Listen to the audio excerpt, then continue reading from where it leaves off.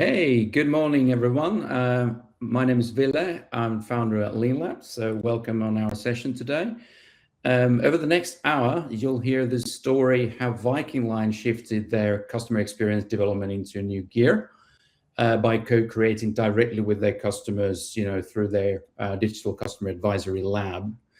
On the call today, I have Marika Immonen, head of customer experience at Viking Line, who's built this inside their company and is sharing the story of how they took it, into the market, how they roll it out, and how they're running their private customer lab. Marika, welcome on the session with me today.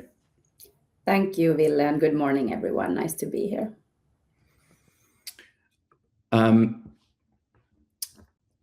terms of today's agenda, here's what we're doing. I'll start first kind of why the speed of learning is the thing that separates winning teams and businesses from everyone else.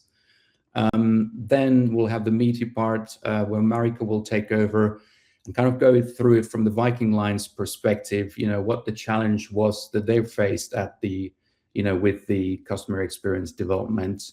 And then we take a closer look at how they recruited their customer advisory lab, how they operated, and what sort of things they are using it for. Marika, I think you brought 3 cases to share with us today, so we'll look at the cases later. And then we summarize, talking about the impact that the customer lab has had on the business, and Marika will share the lessons learned and share some tips if you wanted to get started with your own advisory board. And then we round off with a Q&A at the end. So there is a Q&A box on your top right corner of the webinar software. So please post your questions along the way as they pop, so we can then cover some of those at the end of the session, which we'll have a few minutes to discuss. So that's what's on the menu today. So let's begin. So like I said, I wanted to start with this pattern that we are seeing. When you look at, companies that are pulling ahead right now, we're seeing 3 things, keep showing up. They invite customers to help, to future-proof their products and services. Companies that are pulling ahead, they build decisions on evidence, not opinions. And they run very experimental cultures with these fast learning loops. And I think Daniel Ek, the founder of Spotify, put it really elegantly in one of the Investor Day talks.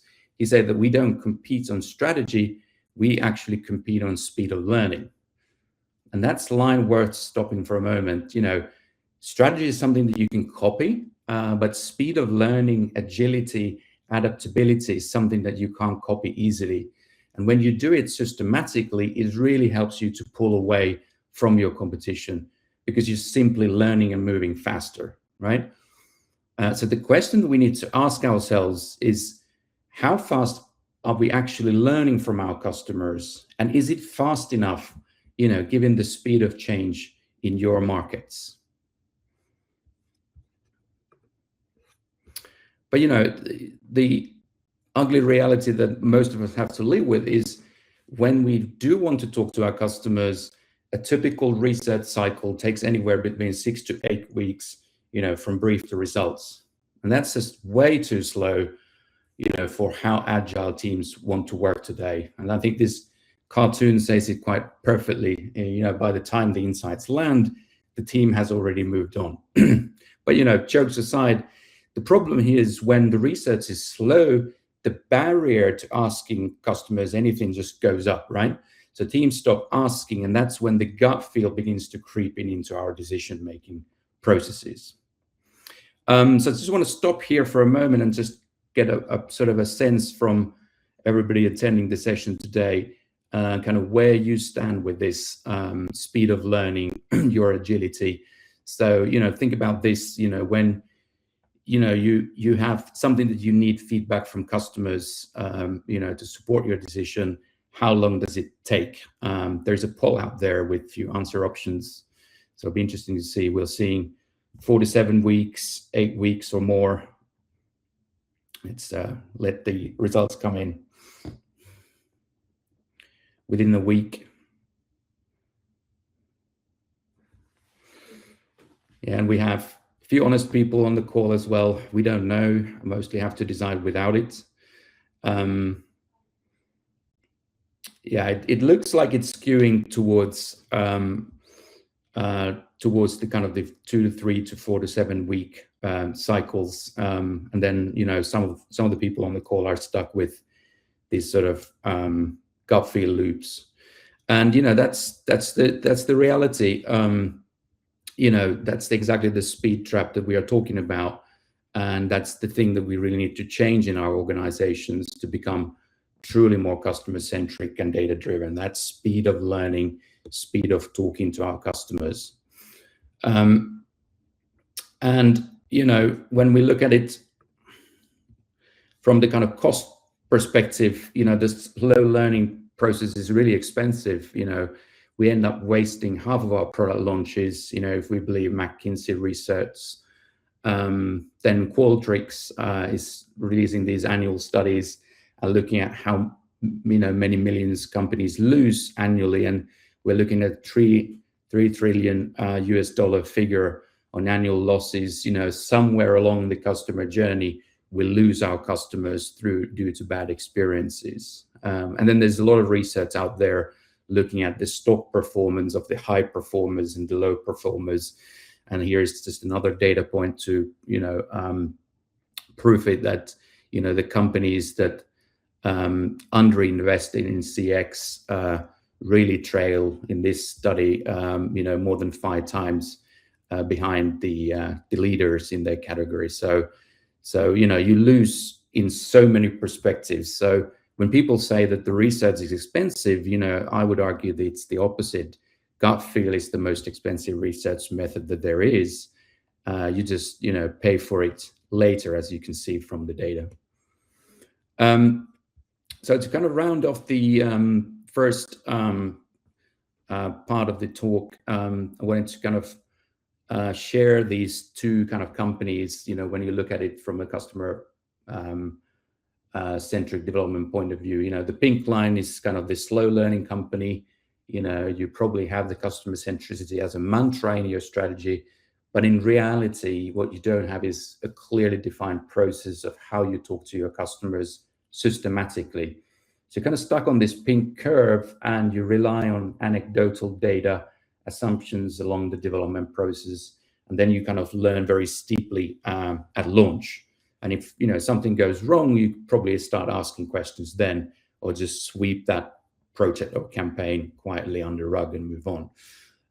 So obvious to say that's bad behavior. And what we want to do is embrace the blue line, which is the fast learning company curve. It's a company that brings customers in every stage of the development. So each step that you involve customers reduces your uncertainty. And by the time you launch, you have already validated what matters. So you have sort of a much leaner and faster way of developing with your customers, and you're much more fact-driven. But the fast learning company needs a different setup, so you can't rely on a research project once a quarter. You need an always-on system, and that's exactly what Marika came to talk about. That's what you build.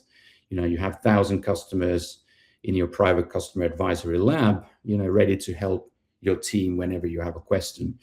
So over to Marika. Walk us through your journey, how you started to embrace the blue curve, the fast learning company. Yeah, thanks, Ville, and once again, good morning, everyone. I'm Marika Immonen from Viking Line, and I work in Finland as head of customer experience. Before we dive into how we built our customer advisory lab, I thought I'd give you a bit of a context about Viking Line first. Viking Line is a Finnish ferry company with over 65 years of experience in Nordic maritime travel and hospitality. Every year, we serve around 4.6 million passengers on our 5 vessels across the Baltic Sea. And we combine different types of cruises and conferences with route and freight traffic. We're also the largest maritime employer in Finland, and we have nearly 2,000 people working on board in more than 40 different roles, from operations and maintenance to, for example, restaurants, retail, and entertainment. So actually, we're not just a ferry company. We're running a quite complex floating travel and hospitality ecosystem across multiple markets and touch points. And I think that's exactly why having a fast and continuous customer insight has become so important for us. Over the years, our ships have changed a lot in size, in services, and in what we offer on board. But one thing has stayed the same on the way, and it's our goal, which is to bring people closer together and create memorable travel experiences for our customers. Here you see two pictures. On the left is our first car ferry, SS Viking, from 1959, and on the right is our flagship, Viking Glory, which is one of the world's most climate-smart vessels. As you see, the difference in size is quite huge, and it also shows how much of our services and the overall experience have grown over time. Customer first is a fundamental value for us. Our customers are our number one priority, and we aim to exceed their expectations. But as probably all of us know, that's harder than ever, as customers expect peak performances throughout the whole journey, and expectations, well, they get higher and higher every day, as today's surprise is a normality tomorrow. So we don't succeed by guessing what customers expect. We succeed by listening to them. If we look, for example, at Viking Glory, it has 12 decks, including various restaurants and bars, high-class cabins, a huge shopping world, a conference center, as well as a rooftop terrace and a spa, including also a gym. This means our universe of touch points and different journeys is massive. Getting all of this right isn't actually something you can do only from a meeting room. You need your real customers involved continuously and across the entire experience. I want to point out that before Leanlab, we were actually very data rich already. We were collecting feedback from different sources, such as our post-trip survey with around 10,000 responses every month. We had market research, various CX initiatives, and UX testing as well. So the challenge wasn't the lack of data, it was more how we were using it. The insight was shared in monthly reports, and the data was often with a strong focus on metrics rather than customer contexts. The problem wasn't either that our teams didn't use the data, because they did. For example, onboard teams reviewed open feedback regularly, and our digital teams made improvements based on testing. But this wasn't happening in a consistent or connected way across the whole customer journey. So in the end, you could say that we had plenty of data, but it was fragmented, came with a delay, and was hard to use in development work, as we lacked access to our customers in everyday decisions. And that's where we started to see a difference between what we had and what we actually needed. When we looked at our situation more closely, we realized there was a gap between how we saw ourselves and how we actually worked in practice.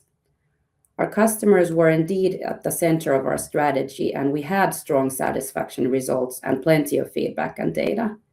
But in reality, development was still largely led by products, services, and internal expertise, while customers were not actively involved early in shaping the journey. Ville mentioned gut feeling. Also at us, with many long careers in our teams, decisions often rested on experience and assumptions like, this is the best way to do it, or we know what our customers want. Usually right, but not always, and we had no fast way to check. A few years ago, we introduced the CX role in Finland, and this helped us start thinking more holistically across the entire customer journey. But we also realized that this wasn't enough. We needed a bigger cultural shift, from measuring satisfaction to actually listening to customers and involving them more in development. So in the end, it wasn't having more data. It was about finding a better way to bring the customer voice into everyday work.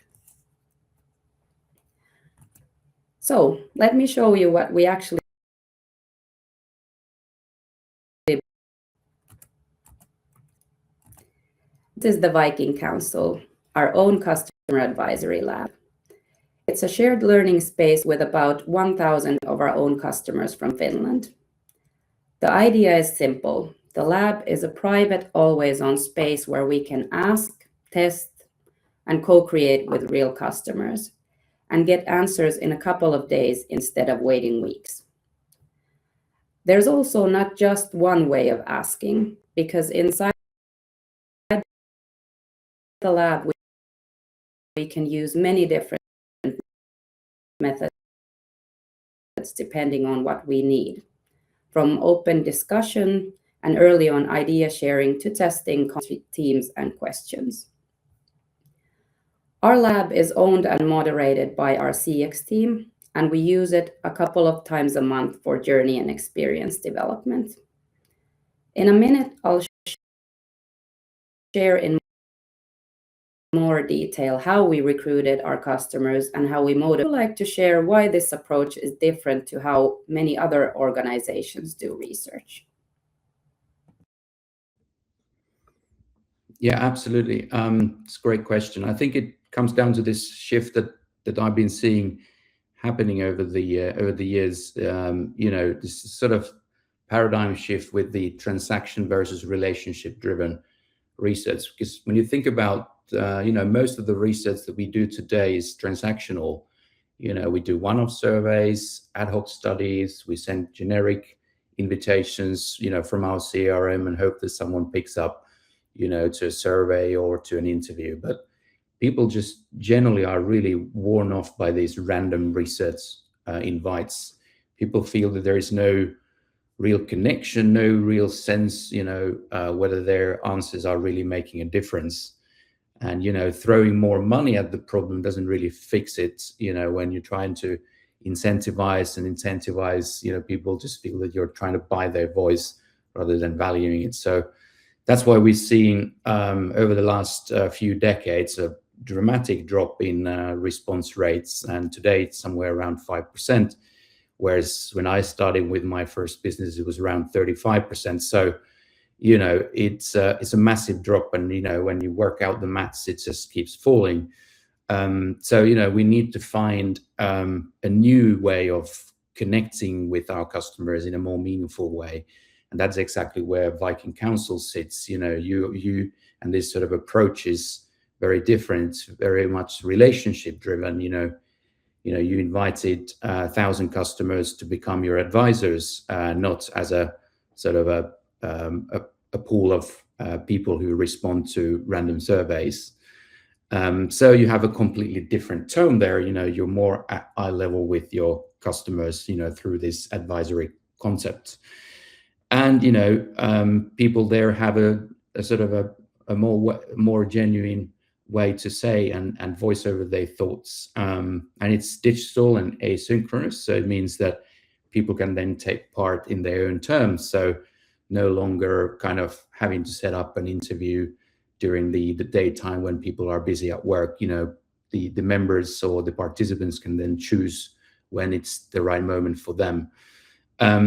And because people are part of this process from start to finish, people are then invited for the next phase and the next phase that you are developing your service, from an idea to ready-made products or a feature or a service. People really see that their input matters and it's shaping things, right?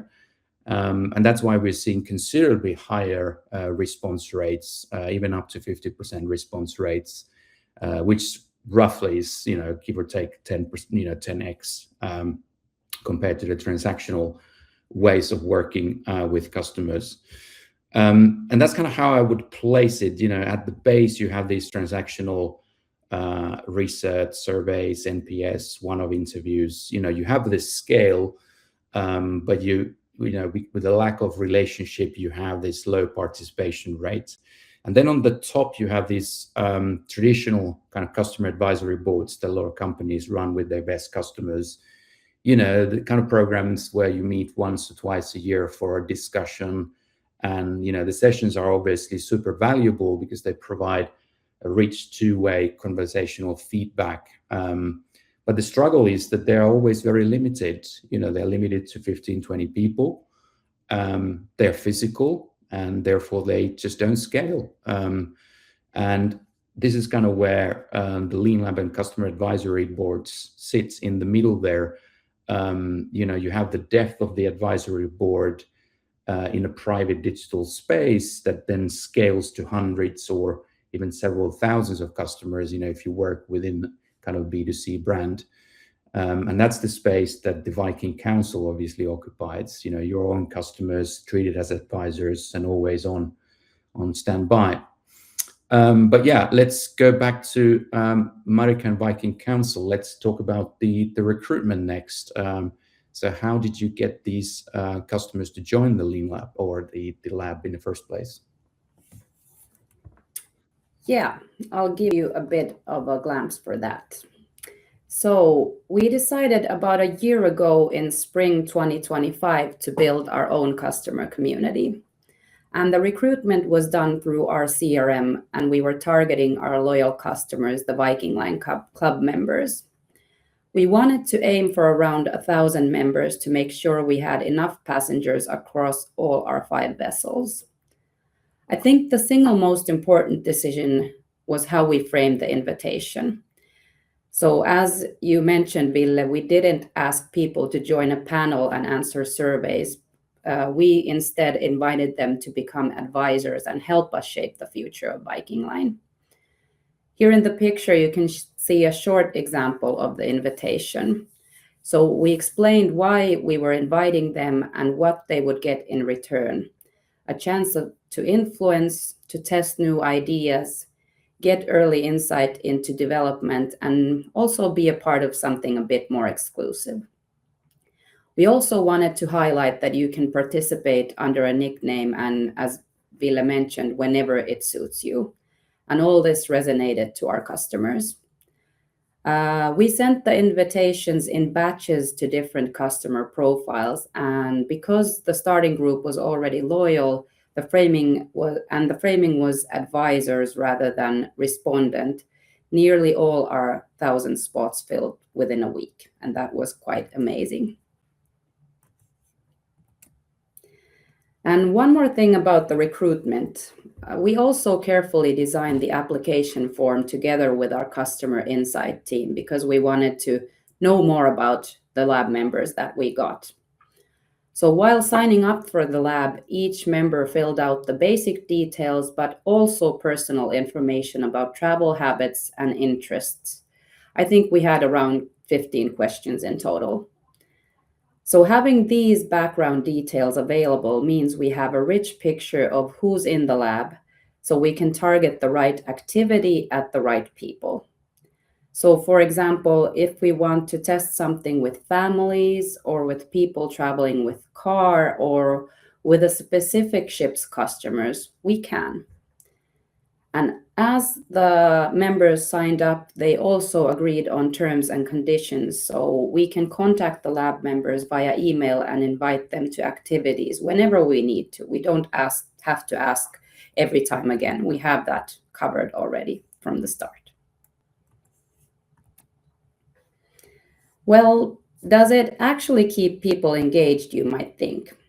Yes, and the data tells us why. 77% of our Viking Council members have participated in the activities we've ran.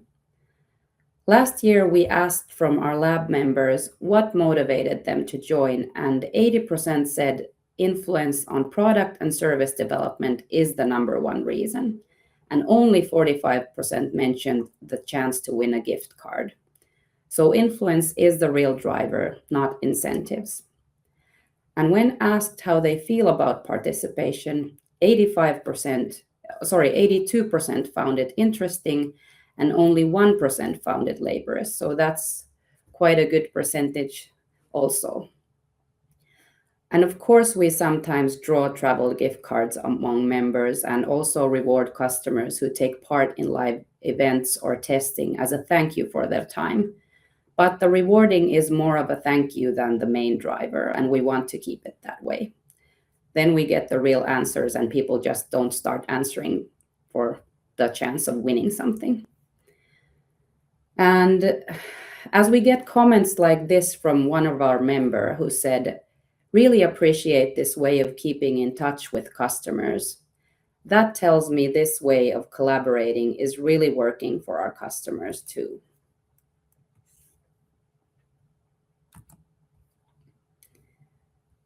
So next, I'll tell you about how we've done so far. As I mentioned, the core idea is that the CX team owns and moderates the lab, but any team can bring a question to our customers and get fast results.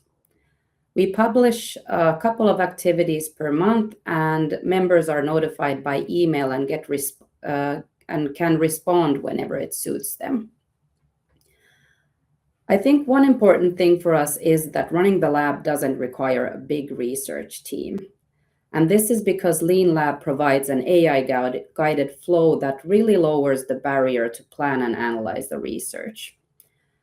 Just the other day, I was thinking through what kind of task would help us get 1 to 3 clearly structured ideas from customers. Within minutes, Leanlab's AI suggested what questions I should ask, which methods to use, and which tools to choose from the platform. And also later on in the process, the AI helps me with the analysis too. It groups responses, it drafts summaries, and it does it all in one platform. So these both AI features save me and my team a lot of time, and it's been super useful as we are a small team. In terms of speed, as I mentioned, the results come in quickly. We usually start getting responses within a couple of hours from the notification we send to our lab members. And for the teams, the biggest benefit is that the results are visible right away through the platform's live report. So this makes the lab much more of a shared place for all our organization, as people can follow in real time what's going on in their published activities. So I think the combination of speed and instant access to our customers is really the biggest internal selling point, because any team can now have their questions answered by real customers within a day or two. So there's no weeks of waiting for a separate report or getting a budget first. And that's very powerful. And what's also powerful is that with Leanlab, we can involve our customers to co-develop at any point of the customer journey with us. And so many teams can also benefit from the lab. In the beginning, we first started with our own special cruise team, but then operational teams like entertainment and digital came on board one by one. Usually after we've pitched them the lab by telling them, for example, what's in it for them and that they can see the results in real time. So far, we've done about 40 studies across different journey stages. So we're averaging about 3 studies a month. Most of our studies have been ideating or validating concepts to improve onboard experience and to drive retention to come back to our ships again. But we've also done some real life testing, which has been very interesting as well. As Ville mentioned, I've prepared you 3 examples that I'll go through to make it concrete. But before I do, Ville is giving you a quick overview on the different types of research tools that are available on the platform. Yeah, thanks, Marika. As you mentioned, there's just not one way of asking, from your customers. So let me show you guys what it actually means on our platform.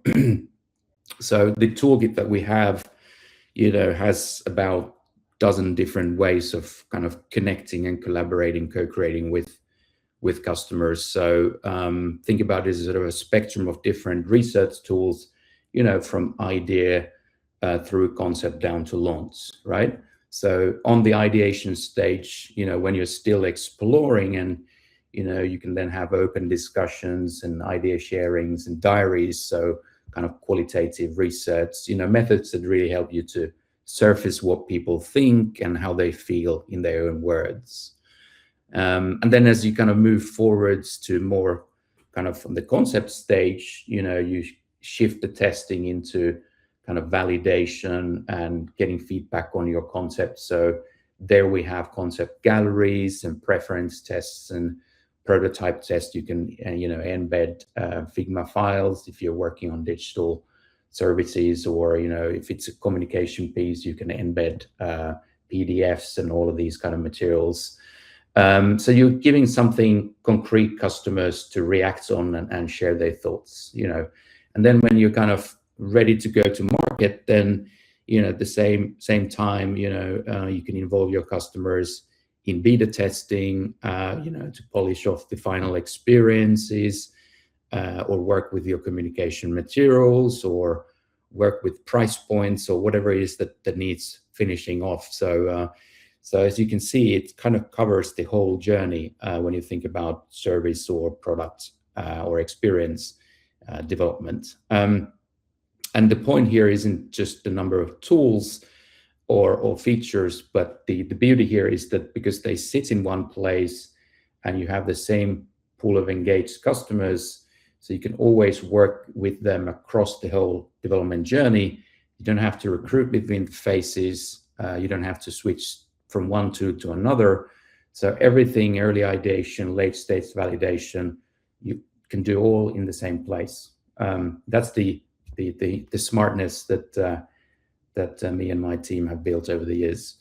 But yeah, let's go back to the case studies that Marika, you prepared for us. Yeah, sure. So as I mentioned, one of our early use cases when we started with Leanlab was ideation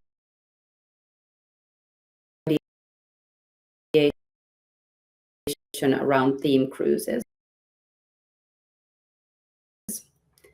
We have over 100 theme cruises this year from Finland, and traditionally the actually interests them. So we asked our Viking Council members to share ideas for future theme cruises. What kind of themes, programs, and experience board? And the task actually wasn't just collecting answers.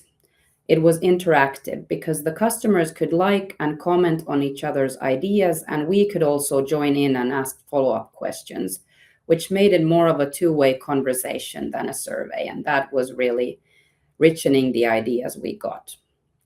So in the end, we didn't just get a list of ideas.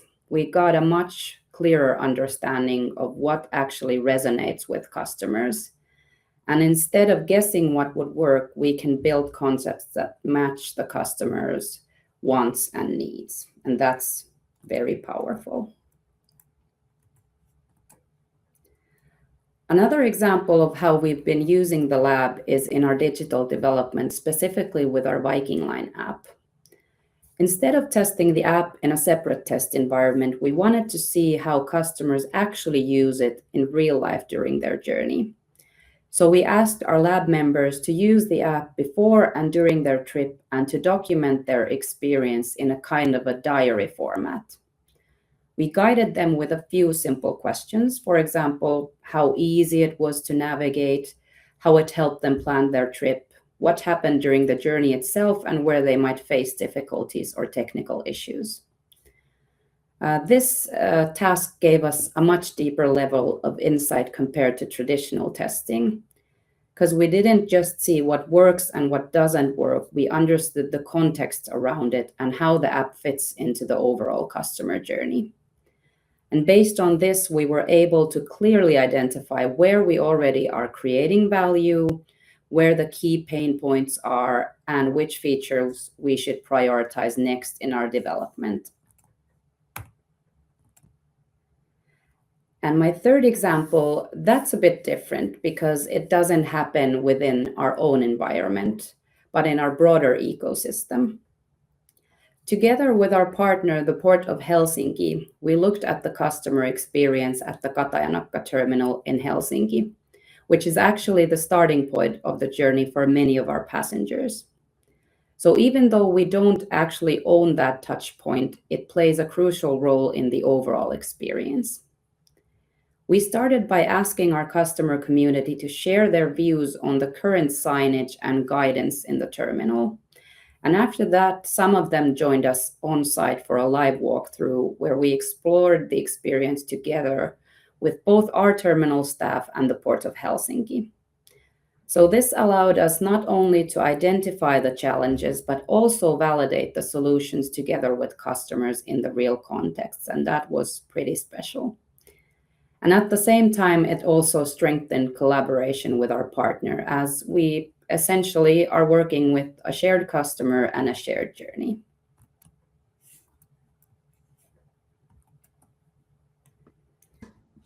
Yeah, let's bring it all together and kind of walk through your kind of lessons learned and the impact that you've had with the Viking Council so far.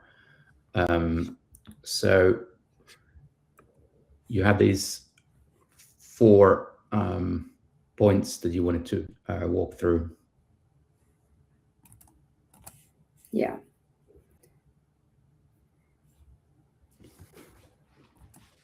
So I think 4 things stand out for us. First, customers are genuinely more at the center now, and we get learning cycles fast in about 24 hours instead of waiting weeks or not asking the customers at all. So that speed changes what's even worth asking because asking is no longer a big deal.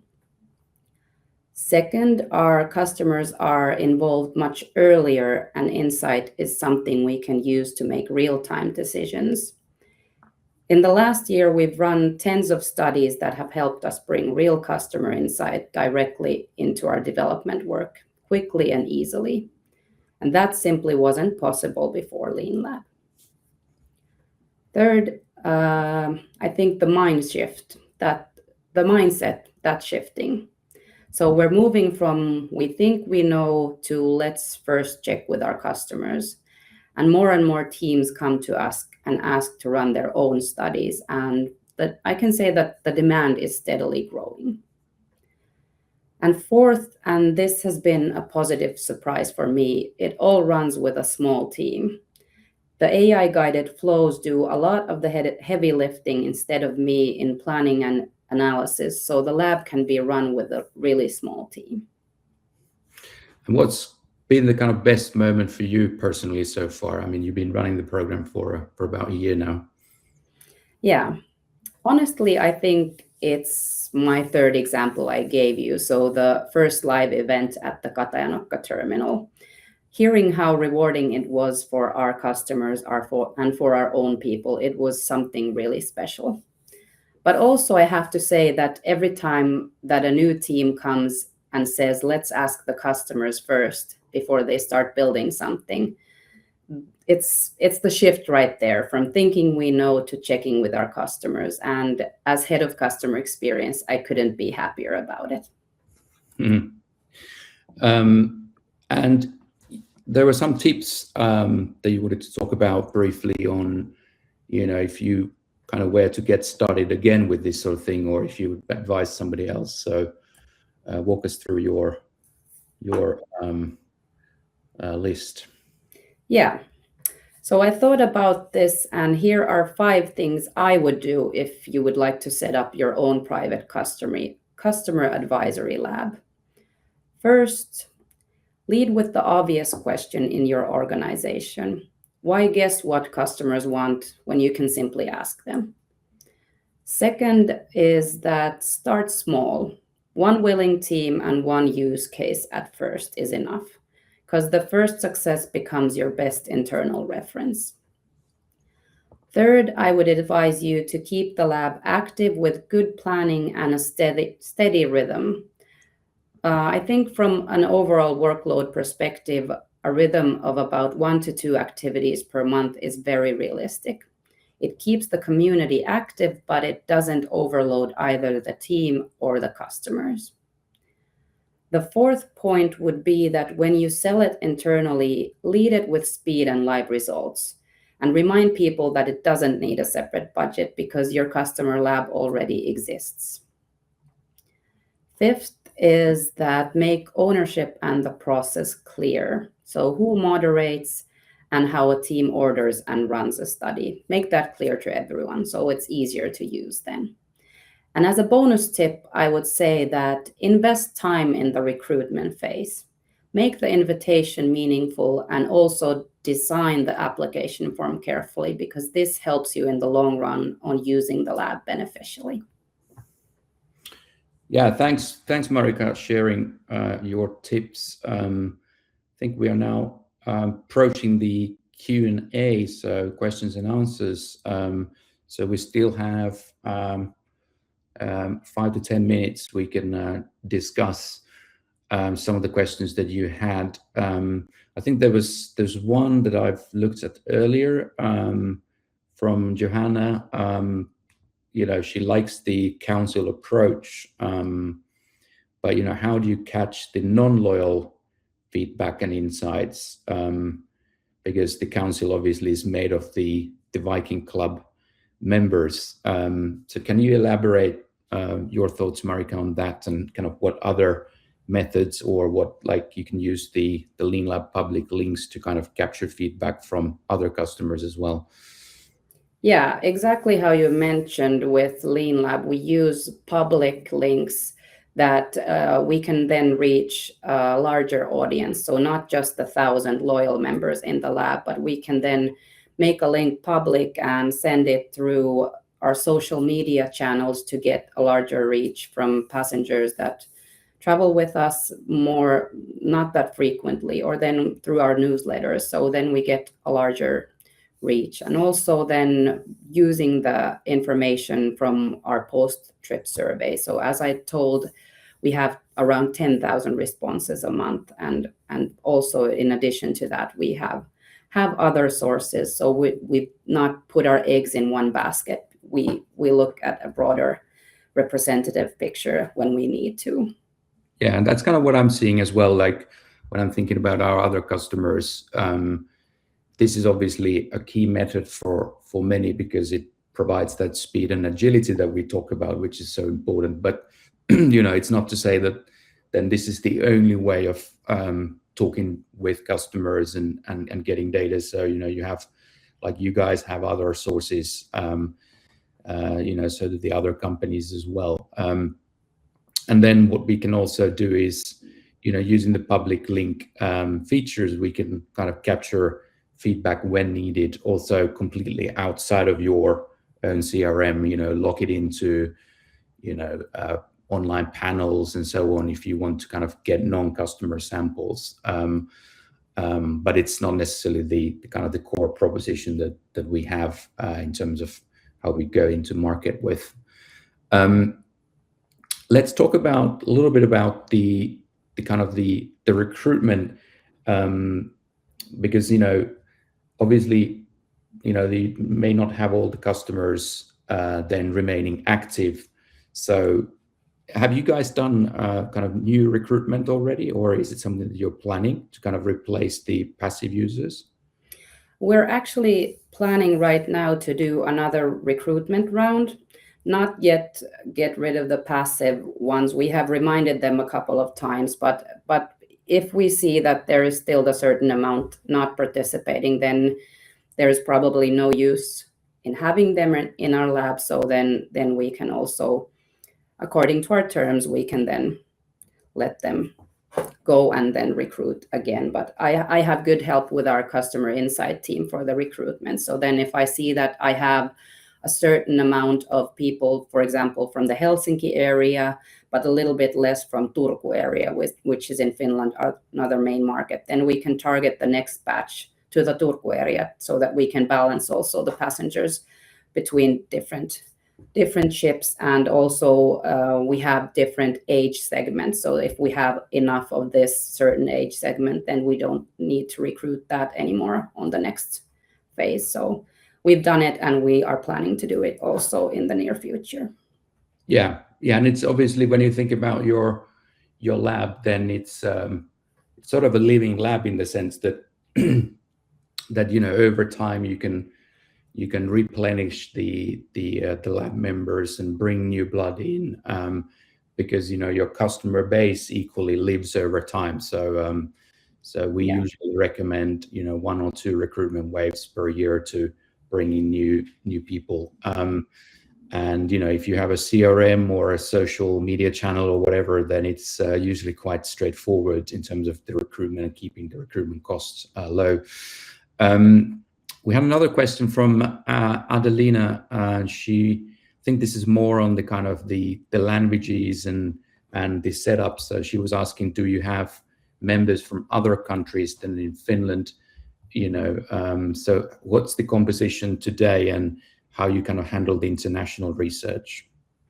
Yeah, so today our lab base is from Finland, because I work in the Finnish market, and that's where we started. But a couple of months ago, we also added the Swedish and English language versions to our lab. So now, for example, we have done one study on board in our shopping worlds that we use the Swedish and English versions as well, and we could also reach the other market customers through the public links. So we had a QR code there and asked feedback from all markets that way. So we are not planning in the close future to make a lab for the other markets, but with help of the public labs, we can also target them when needed.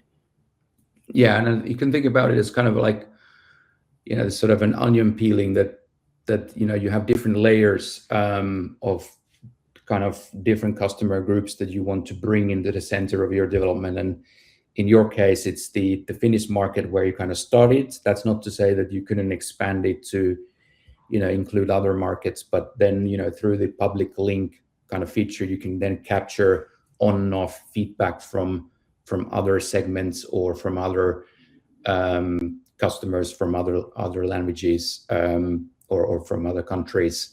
So that's the way. What is cool though with help of AI is we just recently launched this feature, because I remember when I was a research consultant, I would then travel to US and Germany to do live interviews, and I would have a person translating the conversations for me in different countries. Now, this is kind of where the AI kicks in as well. So the AI can then translate, your questionnaires, your discussion guides that you run. But not only that, it also then auto-translates your discussions that you're running. So you can have Chinese and Finns and Germans all in one discussion, and everybody can discuss in their own language without losing that kind of granularity that people have, when they're speaking their mother language. But it's then auto-translated so other people can follow. So it's quite exciting what you can do with the kind of the modern research today, and with the help of kind of real-time AI translations. And then obviously we have customers that have set up the labs in so ways that they have 3 or 4 or more countries set up, so that they can then tap into different countries and markets, from the same platform. Then I think we had time for 1 or 2 more questions. Let's see. We have a question from Adriana. Do you still send surveys to customers that are not in the lab? As that went through the specific part of the customer journey. I guess the answer is yes, because you have the feedback survey, so you're still regularly capturing kind of the post experience. Yes. Yeah. Is the lab enough for you to get insights about the customer experience in different parts of the customer journey? Well, I guess the answer is there, yes and no, because you have the kind of like a two-way system, right? So Yeah. you have the continuous feedback, as well as then you can drill down into different journey points. Yeah, and the continuous feedback is also very important for us, because we can then follow up from years back from now, and we have the same key points that we want to know about, and we can follow the metrics and know when we're heading the right way, and we see also if something drops, and we then analyze and get the open feedback also from the survey that can tell us the why this month, for example, didn't go as well as the year before or something. So the constant survey is also very important data for us. Yeah, and I like the kind of the duality of having these kind of like a feedback mechanism that looks in the recent history, because then if you have dips in the experience, then you can then explore those dips in your private lab immediately and say, okay, what's happening here? Yeah. And then you can choose whether you reach out to your kind of permanent advisor pool, or you can do kind of like an ad hoc study and recruit those specific individuals that have answered a certain way. So there's kind of many options to cover that, but it's that kind of agility to kind of really go deep very quickly, rather than spend months wondering like what's happening there. I think it's one of the powerful things when you start thinking about combining the kind of the continuous feedback and then this sort of an always on system. Yeah, definitely. One thought that I had was, you mentioned the kind of the cultural shift and the kind of the realization of that, hey, we need to, that although we have lots of data, we need to, change the way we think about data and change the way we kind of involve customers. So what can you say? I mean, I know it's only a year, but what can you say about, I think you touched it on a little bit earlier, but what can you say about the kind of the cultural transformational change that you're seeing? Are people maybe talking more about customers? Are other kind of teams reaching out to you, wanting to do something through the Viking Council?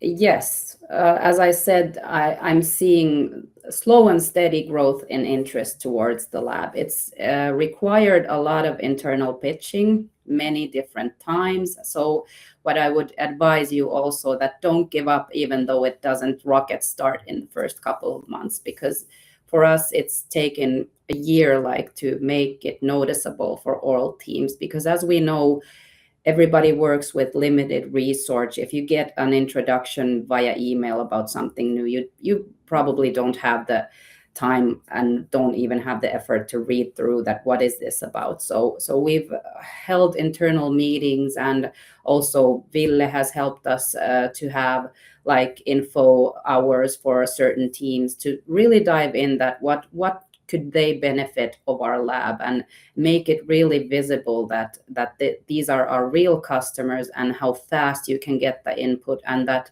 like I said, there's no limit about what you can ask, because it's so fast and it's so easy, and you don't have to make it a heavy survey for the lab either. So it can be just a quick poll for something, or a preference test, A or B, which one you prefer, and tell us why. So it's really